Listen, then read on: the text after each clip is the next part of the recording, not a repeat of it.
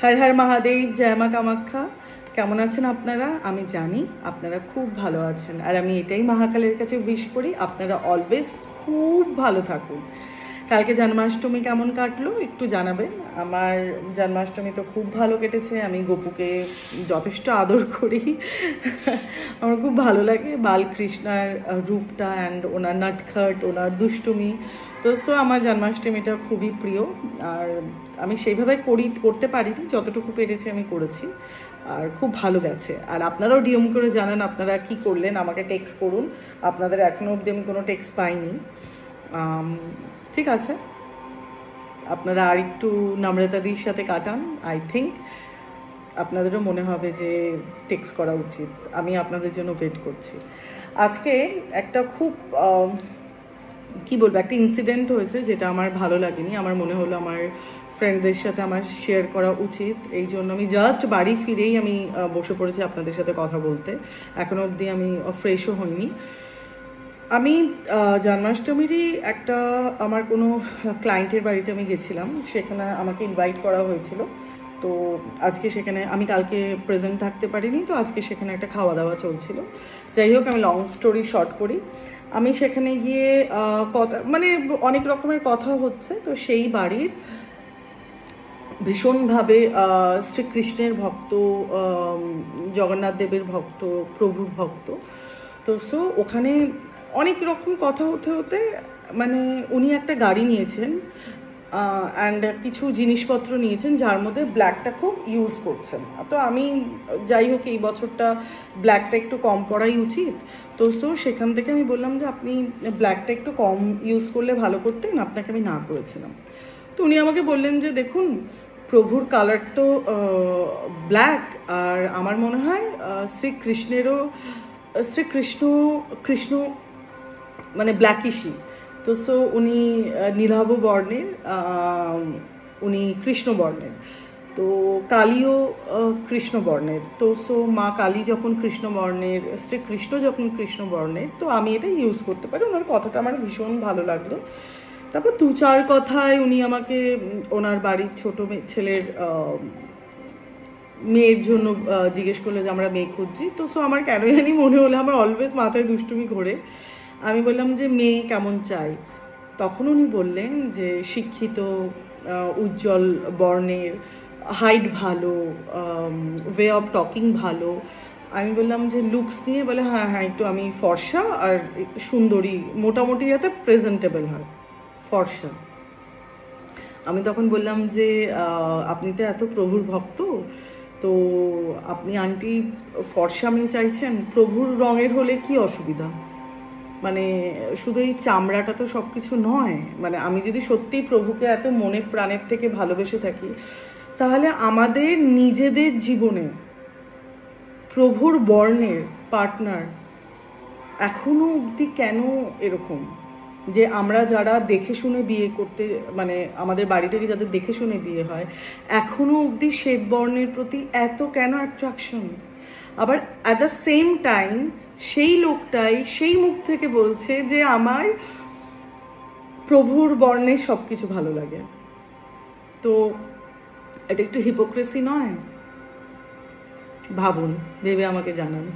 দেখুন, বর্ণ আর body shame তো এখন হয় না, আর বর্ণ ম্যাটার করে না, মানুষের ভেতরটা ম্যাটার করে। আমি কি বর্ণের, আমি কি পড়লাম, আমি কতটা রোগা কতটা মোটা, সেটা ম্যাটার করে না।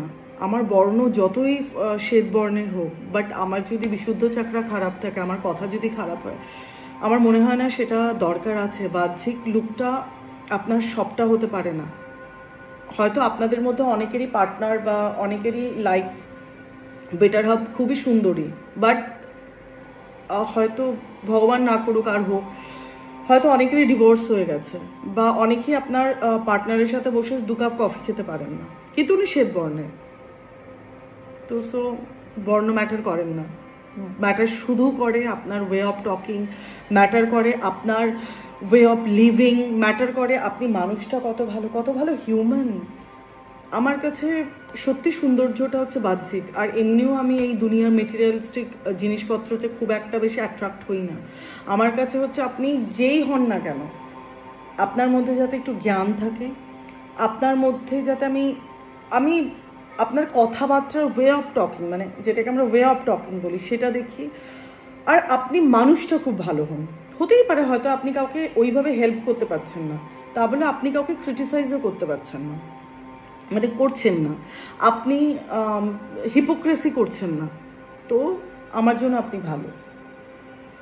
এগুলো হওয়াটা ঠিক না। মানে আমরা ভগবানকে খুব ভালোবাসি দেখাতে গিয়ে আমরা অনেক কিছু করে ফেলি, বাট সেই ভগবানের বর্ণের মানুষ, মানে মনুষ্যরূপী সেই বর্ণের চামড়াটাকে আমরা ভালোবাসি না, স্কিনটাকে ভালোবাসি না।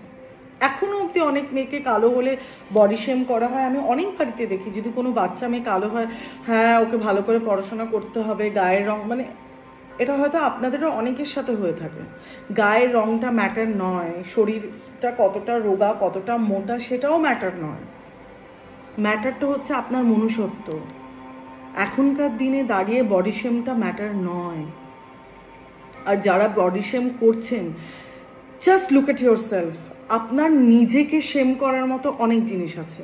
যেমন আপনার কথায় কেউ হার্ট হচ্ছে, আপনি উদারতার সাথে আপনার বৌমাকে মেয়ে বানাতে পারছেন না, আপনি আপনার শাশুড়িকে মা বানাতে পারছেন না। আপনি একটা অন্য কারোকে নিয়ে ক্রিটিসাইজ করছেন, আপনি আপনার বেস্ট ফ্রেন্ডকে মুখের সামনে বলছেন বেস্ট ফ্রেন্ড, পেছনে তাকে নিয়ে কথা বলছেন, তার ভালোটা দেখে ভালো লাগছে না। সো